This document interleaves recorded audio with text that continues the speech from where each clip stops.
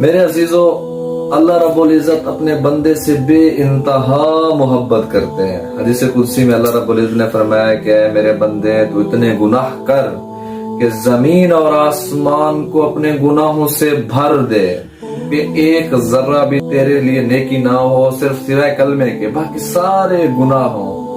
تو آ میرے پاس، میرے سامنے بیٹھ اور ہاتھ جوڑ مجھ سے معافی مانگ، تیرے سارے گناہ معاف کر دوں اور مجھے کوئی فرق نہیں پڑے گا۔ اللہ رب العزت قرآن پاک میں فرماتے ہیں قُلْ يَا عِبَادِيَ الَّذِينَ اسْرَفُوا عَلَىٰ أَنفُسِهِمْ لَا تَقْنَطُوا مِن رَحْمَتِ اللَّهِ إِنَّ اللَّهَ يَغْفِرُ الذُّنُوبَ جَمِيعًا۔ اے میرے نبی، میرے بندوں سے فرما دو، میرے بندوں سے کون ہے میرے بندے؟